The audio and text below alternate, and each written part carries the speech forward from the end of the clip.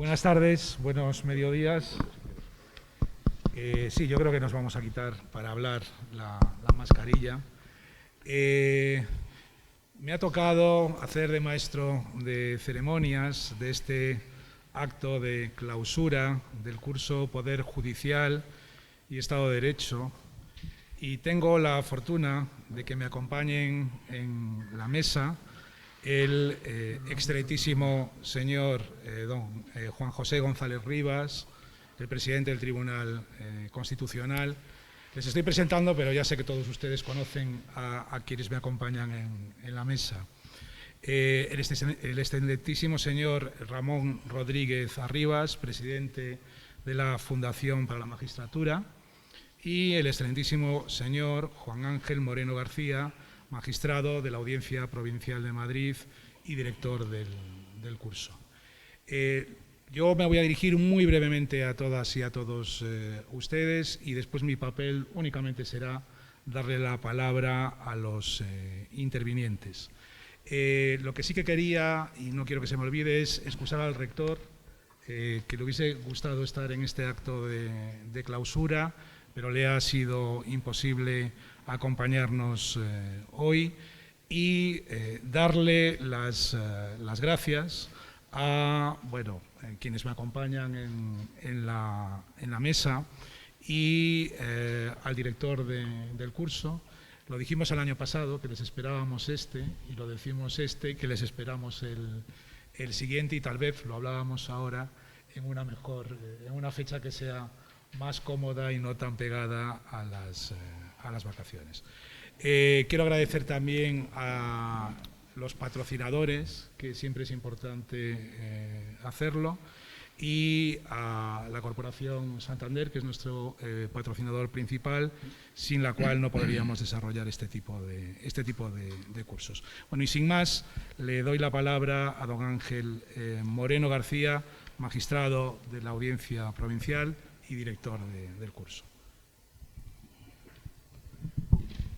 A ver si ya no me sigo peleando con el micrófono. Bueno, yo ya a todos los presentes en el curso ya os he dado las gracias, pero creo que pues está justificado que yo haga, en primer lugar, unas manifestaciones y agradecimiento a distintas instituciones y personas que han intervenido en el curso. En primer lugar, como tiene que ser, y por supuesto, a don Juan José González Rivas, presidente del Tribunal Constitucional, que yo personalmente y desde la asociación y la fundación, cada vez que le llamamos para un acto protocolario de inauguración de un curso, de unas jornadas, de cualquiera, siempre está dispuesto, y es de agradecer, y quiero aquí personalmente y en nombre de la fundación, en la que está aquí el presidente Ramón, que luego seguramente él hará los agradecimientos que estime oportunos y seguramente que también estará incluido, quiero especialmente hacer esa mención. En segundo lugar, quiero agradecer a la universidad, a la Universidad Complutense de Madrid, en la persona del secretario general de la Fundación de la Universidad Complutense, Andrés Arias Astray,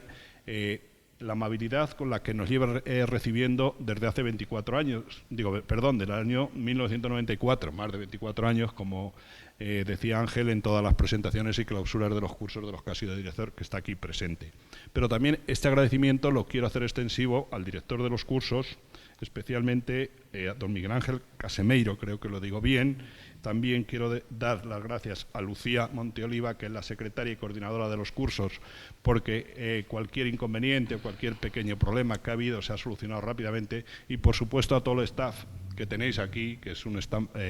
muy eficaz, porque cuando hemos tenido algún tema con la secretaría enseguida se ha solucionado, cuando ha sido con la oficina de prensa también se ha solucionado, cuando ha sido el protocolo, y es justo reconocer el esfuerzo que se ha hecho.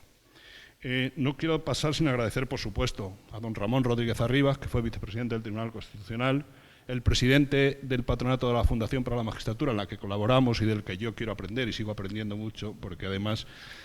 creo que le tengo una admiración que además se merece, y además creo que tiene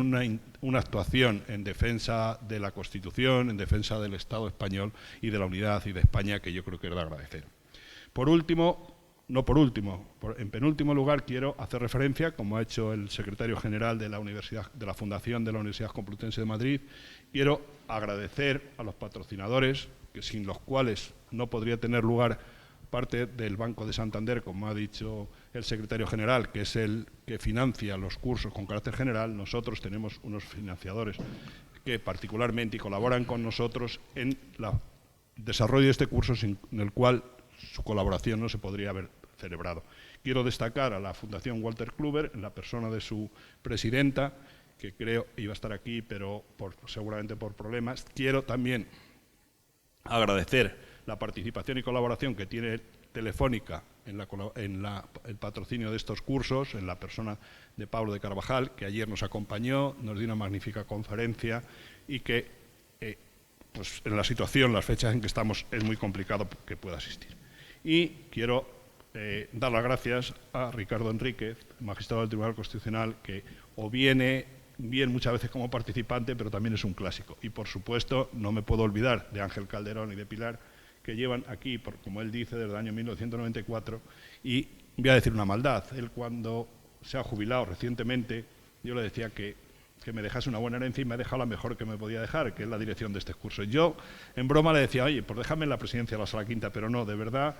que creo que me has dejado una buena herencia, que es un curso fenomenal en el que vienen compañeros maravillosos y es muy difícil llegar a ese nivel, pero bueno, intentaremos no defraudarte demasiado. Y por último,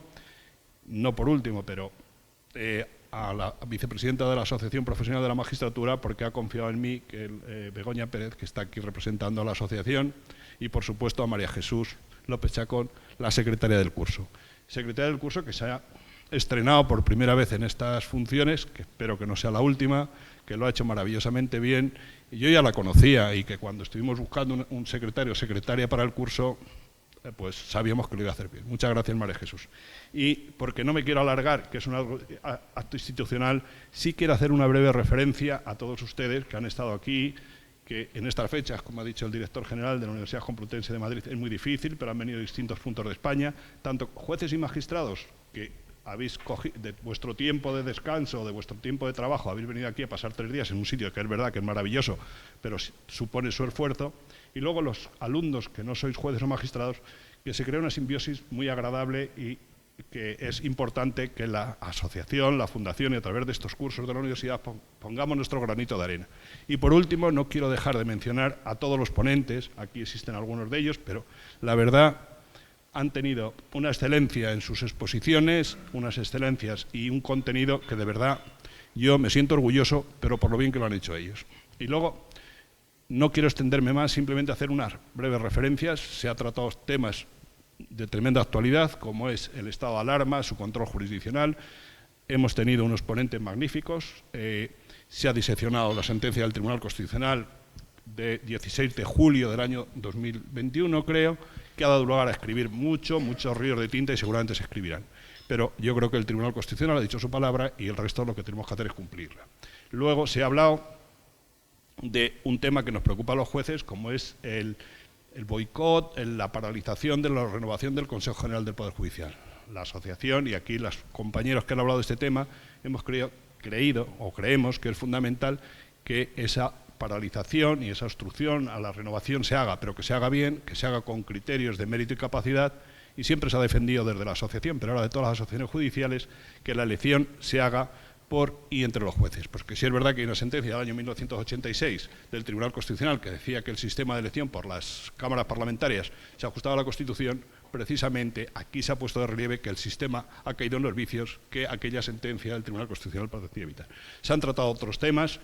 que no quiero obviar, pero no quiero alargarme más. Solo agradecerles a la universidad y agradecerles a todos ustedes que hayan estado aquí aguantándonos, pero la verdad que para mí ha sido un orgullo poder dirigir este curso. Muchas gracias.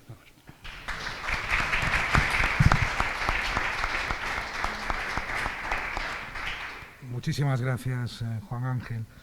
Tiene la palabra ahora el excelentísimo señor don Ramón Rodríguez Arribas, presidente de la Fundación para la Magistratura. Cuando quiera. Muchas gracias. Bueno, es el primer acto público al que asisto después de un contratiempo biológico que muchos conocen. Y lo hago con el orgullo de lo que dije cuando me marché de ser presidente de la PM. Dije, vuelvo a las filas de las que salí y de las que nunca me moveré. Y aunque soy jubilado, pues estoy prácticamente a las órdenes de la APM. Lo sabe bien Juan José, mi querido amigo y presidente de del Tribunal Constitucional, que tengo con él una relación íntima de muchos años, incluso de familia, como él podrá recordar. Tengo que dar las gracias también al director del curso, que me ha hecho un elogio de esos que siempre violenta un poco recibir, pero del que al final te sientes muy agradecido. Y las gracias al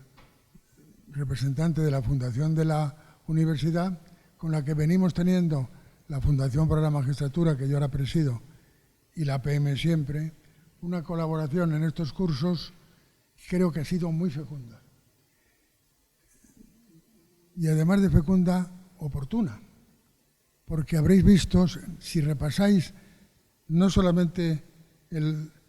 texto de lo que ha sido el curso actual, sino de los cursos anteriores, os dais cuenta de que en cada momento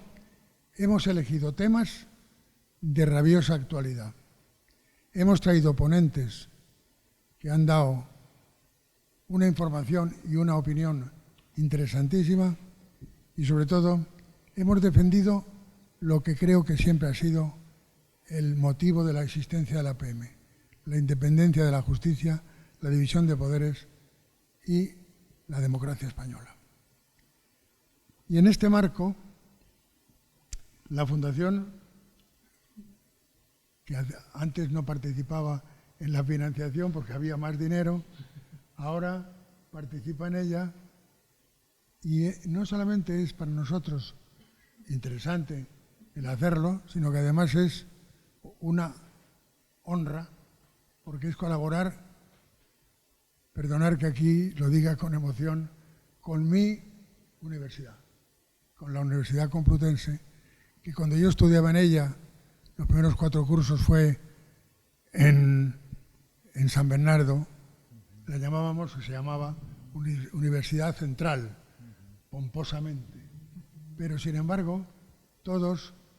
hablábamos de la Complutense y había unos banderines que ponía Complutensis, que yo tenía en mi dormitorio clavado en la pared. De forma que, repito, desde el título personal es un timbre de gloria cooperar, pasados tantos años, cuando ya soy bisabuelo, con mi universidad. Y solamente decir, aprovechando que el Pisuerga pasa por Valladolid, que se está diciendo en los medios de comunicación que lo que está instando la Unión Europea al gobierno español y al Estado español es a que se rompan los obstáculos y se renueve el Consejo. Mentira. Mentira. No dice eso la Unión Internacional, no dice eso la Asociación, no dice eso tampoco la Unión Europea. Es mentira todo. Lo que dicen todos es: modifique usted la ley por el trámite de urgencia y cree usted la elección de jueces que permita que más de la mitad, como dicen los estándares europeos, sean elegidos por jueces, y después, cuando sean elegidos por jueces,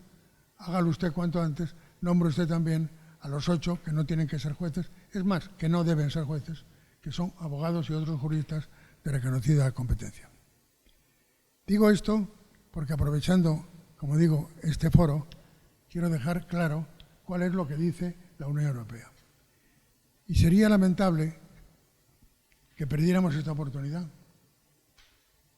porque desgraciadamente desde el año 86 la APM, primero sola y luego muy acompañada, cada vez más acompañada, ha sostenido la necesidad de modificar el sistema de elección de los vocales judiciales del Consejo.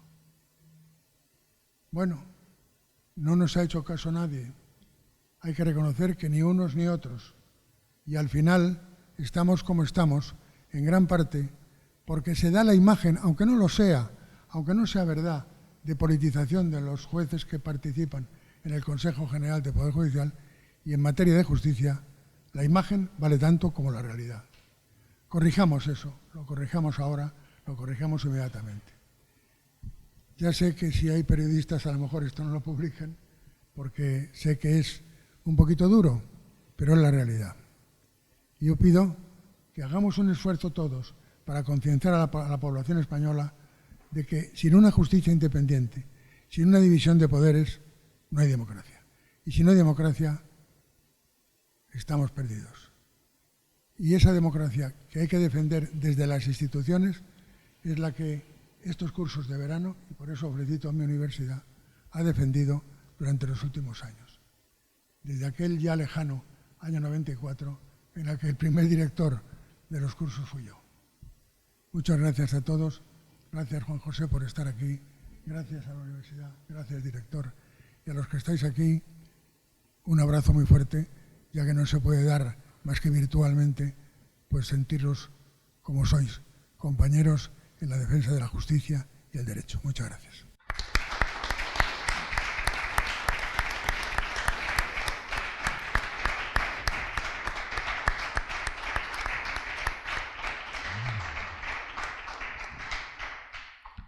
Muchísimas gracias, don Ramón, por sus palabras y particularmente por el cariño con el que se ha dirigido a su universidad, a la Universidad Complutense de Madrid. Y finalmente le doy la palabra al excelentísimo señor don Juan José González Rivas, presidente del Tribunal Constitucional, que le dirigirá a ustedes unas palabras y clausurará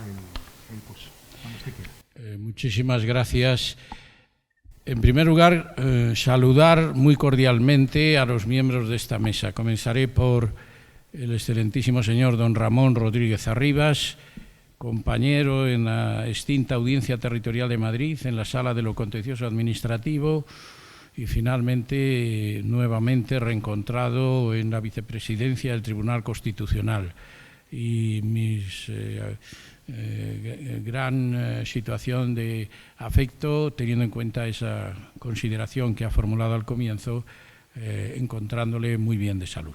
En segundo lugar, quiero saludar a don Andrés Astray, director de la Fundación, que a lo largo de estos años viene poniendo de manifiesto la incomparable situación de apoyo que la Universidad Complutense viene facilitando en la realización de estos cursos, con asistencia de muchos miembros de la carrera judicial, pero también de alumnos que se matriculan y se integran, y que viene siendo, como se ha puesto de relieve desde el año 1994 por don Ramón Rodríguez Arribas y por el excelentísimo señor don Ángel Calderón Cerezo, que hoy nos acompaña, presidente de la Sala de lo Militar emérito del Tribunal Supremo, y que han condicionado a lo largo de estos años la pervivencia de estos encuentros doctrinales y positivos en aras del desarrollo y potenciación del Estado de Derecho. Y quiero también tener unas palabras de sincero afecto hacia don Juan Ángel Moreno, director del curso, que propició mi presencia en este acto cuando hace un par de meses pues me suscitó la posibilidad de poder intervenir, como lo he hecho en diversas ocasiones, en ocasiones como ponente y en ocasiones como concluyente de este importante seminario que se viene realizando, como digo, todos los años. Quiero también tener unas palabras de afecto hacia el excelentísimo señor don Ricardo Enríquez Sancho, magistrado del Tribunal Constitucional, compañero en la labor jurisdiccional, en la vicepresidenta y en la coordinadora del curso, de la Asociación Profesional de Magistratura, del presidente nacional y de la presidenta de Madrid en la Asociación de la Magistratura. Mi intervención en el discurso de clausura se va a caracterizar esencialmente por dos consideraciones. Primero, por tener un eminente carácter doctrinal. Voy a tratar de reconducirme a la doctrina y a la jurisprudencia, sobre todo la jurisprudencia de los tribunales internacionales, y en segundo lugar por su brevedad, puesto que en definitiva la clausura del curso pues tiene por objeto poner de manifiesto indudablemente el agradecimiento y la importancia que las diversas instituciones que colaboran en su realización ponen de relieve en el día a día. Por consiguiente, quiero dejar claro desde el primer momento que mi posición en este ámbito es de suma prudencia, no adentrarme en problemas concretos y hacer un planteamiento global desde el punto de vista constitucional. Y por ello voy a tratar de delimitar tres perspectivas fundamentales. En primer lugar,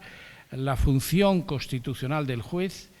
En segundo lugar, las relaciones entre el Poder Judicial y el Tribunal Constitucional. Y en tercer lugar, una referencia sucinta pero ejemplificativa de las tradiciones constitucionales comunes en la Unión Europea y en los Estados miembros de la Unión, así como la proyección en el sistema iberoamericano de justicia y especialmente de la justicia constitucional. Desde la primera perspectiva, ya en el año 1967, en su discurso de ingreso en la Real Academia de Jurisprudencia y Legislación, don Luis Sánchez Agesta, con el que compartí muchos años de docencia y colaboración, el discurso de ingreso en la Academia de Jurisprudencia era precisamente la función constitucional del juez. Aquí, precisamente, aparte de la indudable aportación que supone la presencia de numerosos alumnos que completan su formación académica o están en fase de desarrollo de la misma, hay eminentes jueces, magistrados y magistrados del Tribunal Supremo que asisten al mismo. Y yo quiero poner de manifiesto que en las distintas jurisdicciones, la jurisdicción civil, la jurisdicción penal, la jurisdicción contenciosa administrativa, la jurisdicción laboral, la jurisdicción de menores, la jurisdicción de familia, la jurisdicción especializada en violencia, en tantos sistemas especializados de jurisdicción ordinaria, el papel del juez es fundamental. Decía Gorkin en el año 98-99, en un libro que tuvo una enorme difusión, la importancia del imperio de la ley como mandato imperativo con fuerza vinculante. Esa reflexión que ya un sistema clásico tomista hablaba de la ordenación de la razón para configurar los mandatos normativos, y que en la figura de don Federico de Castro, al que todos fuimos seguidores en la Universidad Complutense, en mi caso desde el año 1968, establecía como norte o pauta fundamental, porque ese imperio de la ley es lo que fortalece el sistema democrático. Pero es que además en nuestro sistema constitucional la Constitución y el ordenamiento jurídico forman un bloque esencial de actuación. La Constitución sea interpretada, como ponía de manifiesto Carl Schmitt en los años 1920-1922, como decisión fundamental, o sea interpretada en un sentido más normativista, como ponía de manifiesto Hans Kelsen en sus obras sobre la teoría pura del derecho, la teoría del Estado, en sus reflexiones sobre el control y la garantía jurisdiccional de la Constitución, es la norma suprema del Estado. Si los sistemas jurídicos se articulan, es sobre la base de una norma fundamental, tanto en el derecho internacional, veamos por ejemplo la obra de Verdroes, o en el derecho administrativo, veamos por ejemplo la obra de Merck. La Constitución es el esquema que lleva al establecimiento de un sistema escalonado de normas jurídicas. En nuestro sistema, los estatutos de autonomías, las leyes orgánicas,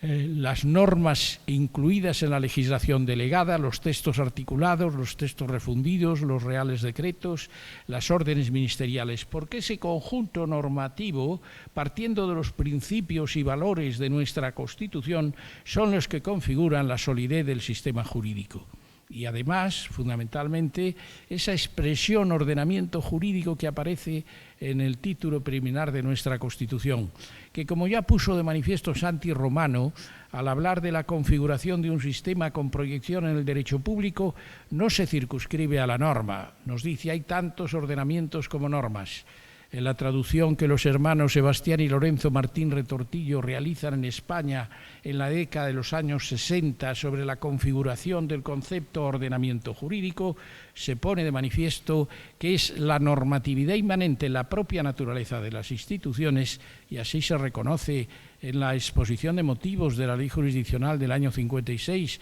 o se reconoce en la Ley de la Jurisdicción de 1998, es lo que inspira la actuación. Bien entendido que en el caso del control jurisdiccional contencioso, ese control de legalidad o de disposiciones sin fuerza de norma erige a la jurisdicción contenciosa en un ámbito especial de actividad judicial.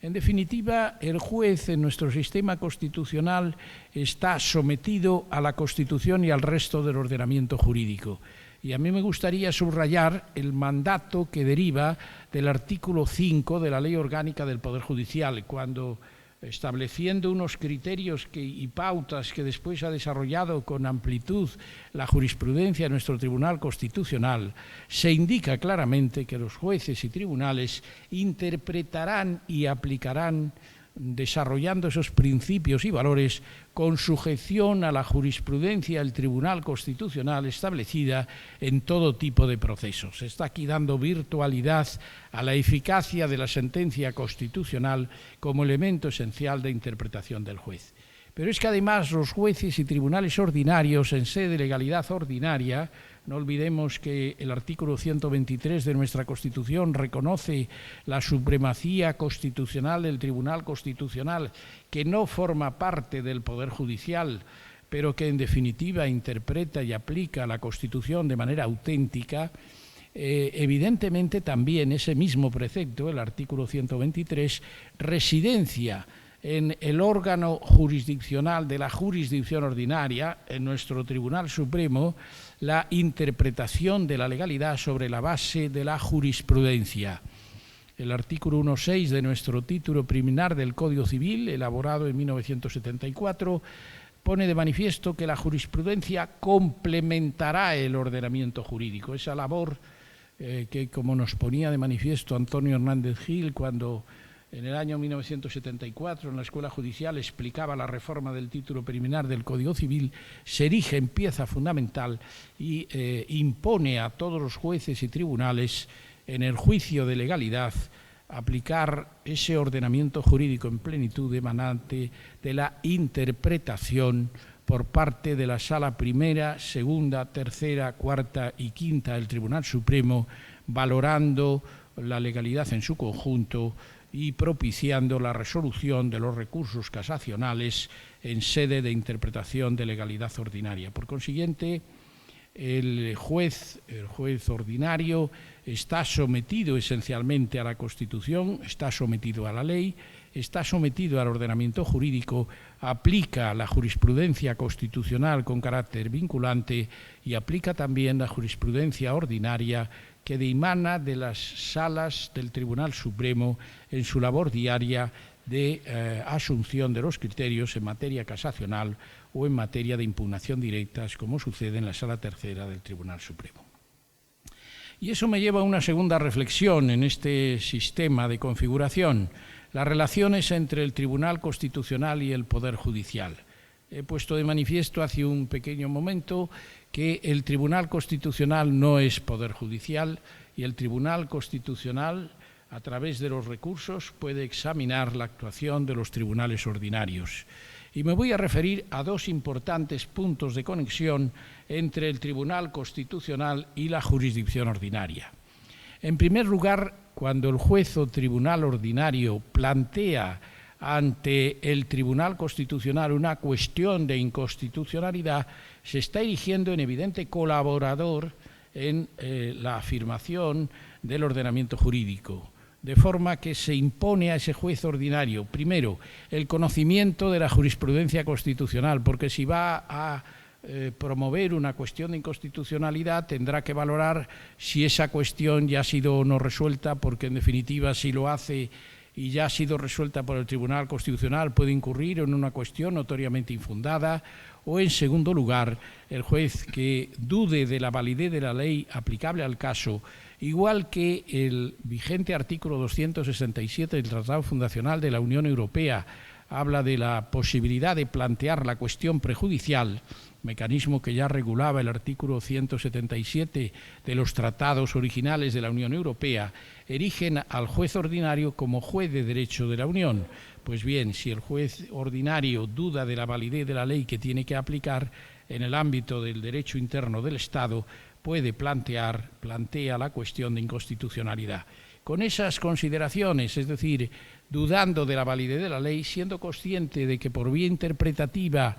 no puede evitar claramente el planteamiento de la cuestión de inconstitucionalidad, y, en tercer lugar, desarrollándolo conforme a unas pautas procedimentales, concluso el proceso antes de dictar sentencia y residenciando ante el Tribunal Constitucional por vía de auto cuál es el precepto o preceptos y qué incidencia tiene en el planteamiento de la cuestión. Evidentemente, el Tribunal Constitucional, si no cumple esos requisitos, podrá proceder a una inadmisión en forma de auto o podrá proceder a una estimación o desestimación ya en forma de sentencia de la cuestión planteada. Bien entendido que el tribunal le va a resolver la duda de la constitucionalidad, pero va a ser finalmente el juez ordinario, civil, penal, contencioso, laboral, de menores, de ordenamiento militar, etcétera, el que resolverá en función de esa duda la cuestión planteada. Y en segundo lugar, hay un instrumento de relación jurisdicción ordinaria Tribunal Constitucional que se materializa a través del recurso de amparo constitucional. Aquí no vamos a examinar la naturaleza jurídica de los recursos de amparo parlamentarios, que en definitiva suponen una vía directa en aquellas disposiciones sin valor de ley adoptadas por los órganos de gobierno de las Cortes Generales o de las cámaras legislativas de las comunidades autónomas, sino nos vamos a basar fundamentalmente en los dos supuestos en que se puede plantear recurso de amparo ante nuestro tribunal. Primero, en la vía del artículo 43, cuando estamos ante actos administrativos o resoluciones administrativas. El legislador de 1979, cuando reguló la naturaleza jurídica del acto, tuvo la virtualidad de explicitar cómo podría producirse la naturaleza de ese acto. Habla de actos presuntos, tácitos, simple vía de hecho, por parte de los poderes públicos. Se va más allá de esa clasificación doctrinal de Zanovini, que en el derecho italiano nos habla de la manifestación del acto como manifestación de juicio o conocimiento con consecuencias jurídicas, algo que el profesor Garrido Falla desarrolló en nuestro sistema, y se va a una configuración amplia del concepto de acto que después va a residenciar la ley de la jurisdicción de 1998. Y en este caso, con un plazo de 20 días, se impone el agotamiento de la vía judicial previa, que es, en definitiva, la actuación de la jurisdicción contenciosa administrativa, porque en los términos del artículo 106 de nuestra Constitución, la jurisdicción contenciosa administrativa, que es la única constitucionalizada en el texto constitucional con denominación de jurisdicción,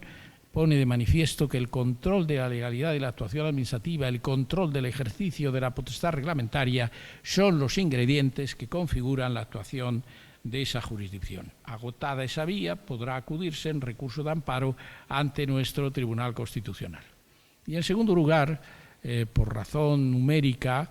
aproximadamente unos 6.500 recursos al año, la mayor parte de las resoluciones que se producen en vía de amparo constitucional dimanan de resoluciones judiciales de todos los órdenes jurisdiccionales, providencias, autos o sentencias. ¿Con qué consideraciones? Primero, con la preceptividad del agotamiento de la vía judicial previa. Y aquí precisamente hay que tener en cuenta la trascendencia del artículo 241 de la Ley Orgánica del Poder Judicial, que impone el agotamiento a través del incidente de nulidad de actuaciones. En segundo lugar,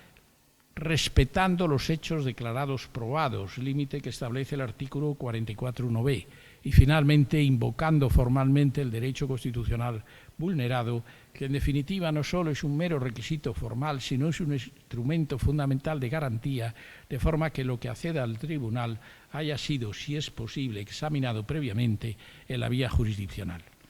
Y es el Tribunal Constitucional, o bien porque el recurso es inadmisible, porque no se cumplen las garantías fundamentales, porque el motivo en que incurre de inadmisión está tipificado en la jurisprudencia aplicativa de nuestro tribunal desde la sentencia 155/2009, o bien porque es susceptible de admisión y es susceptible de resolución final en forma de sentencia, el tribunal resolverá. Y si efectivamente se produce un canon de inconstitucionalidad porque la resolución es arbitraria, es manifiestamente errónea, o porque incurre en una interpretación notoriamente infundada, evidentemente podrá promover la estimación del recurso por parte del Tribunal Constitucional, algo que de manera esencialmente limitada se produce en este esquema de relación Tribunal Constitucional, Tribunal Supremo.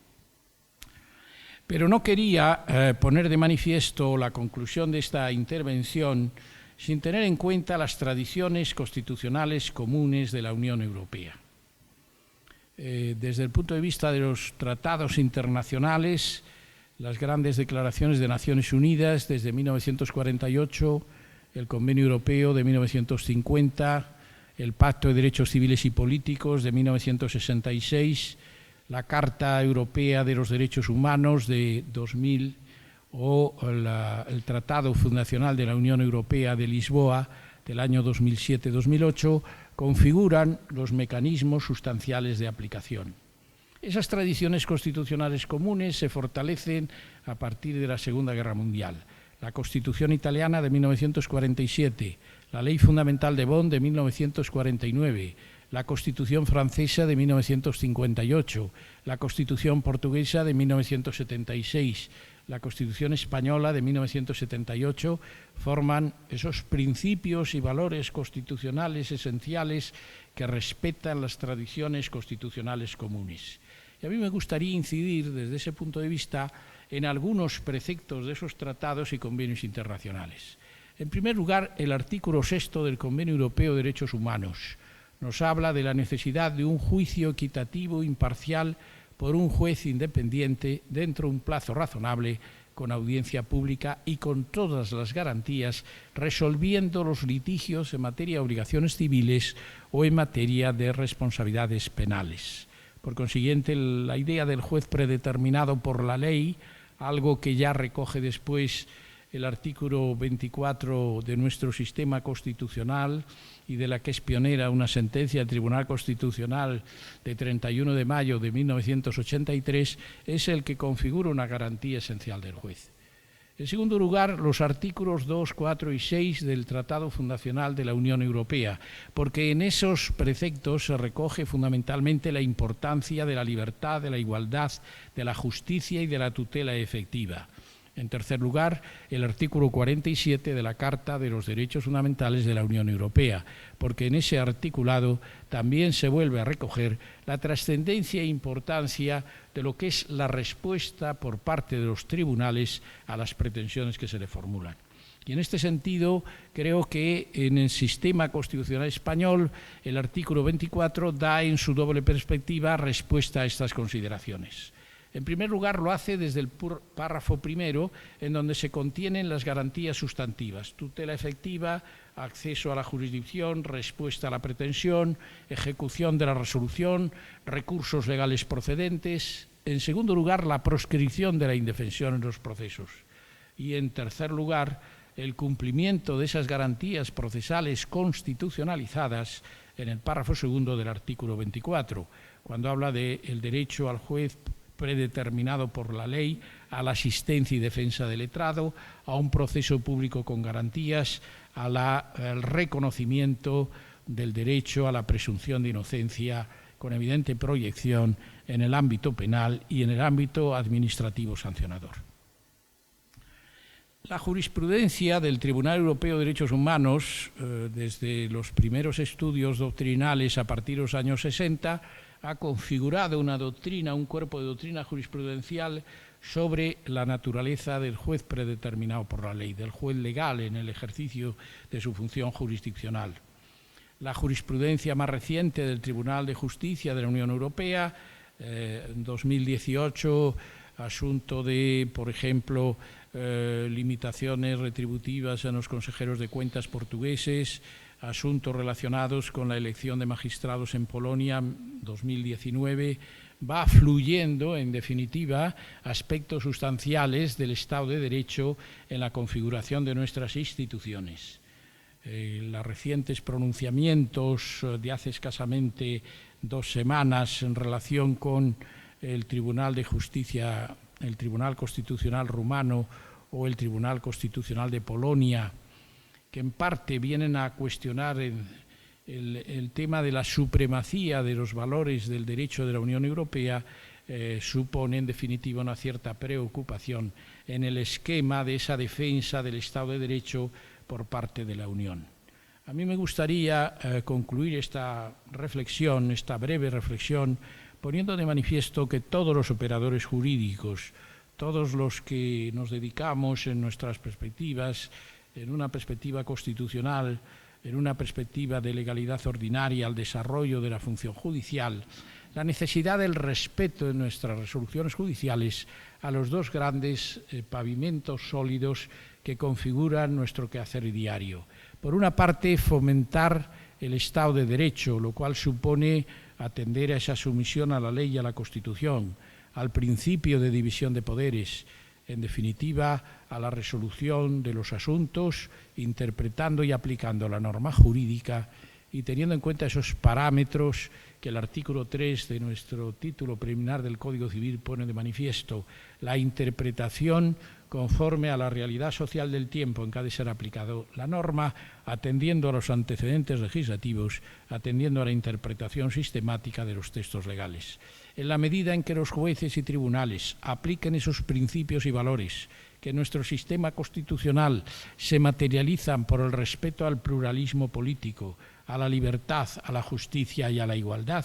estaremos desarrollando una labor fundamental y estaremos desarrollando un papel en la interpretación de nuestra Constitución.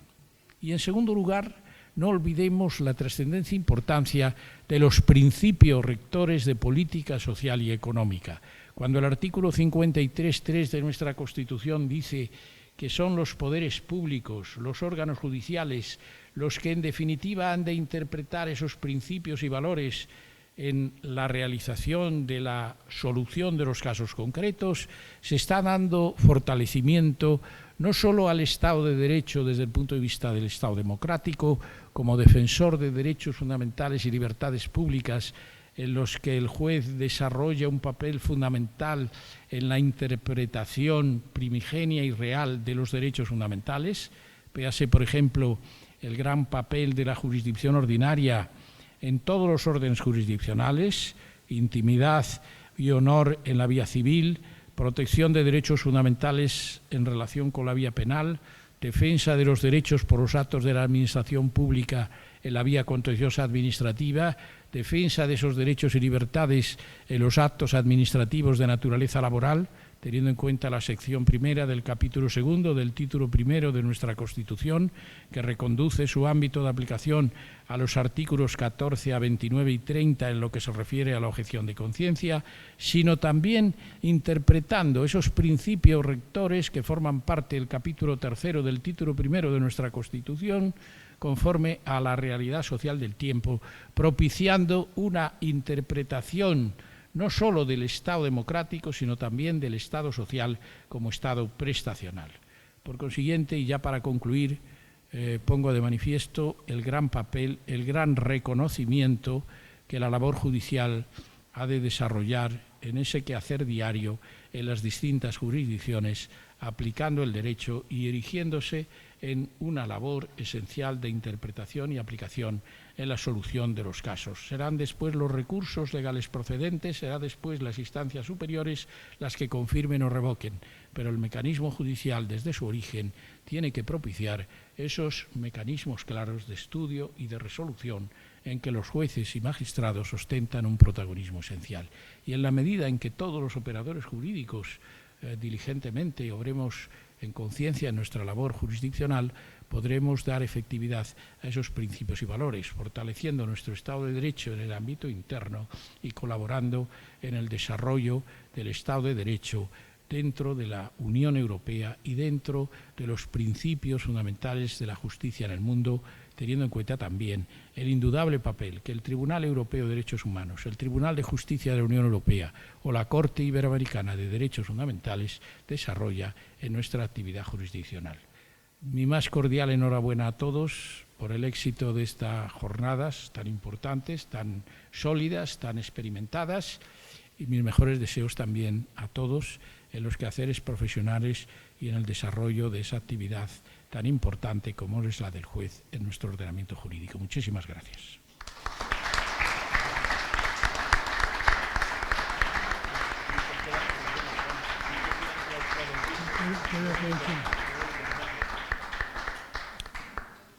Queda clausurado el curso Estado de Derecho y Poder Judicial.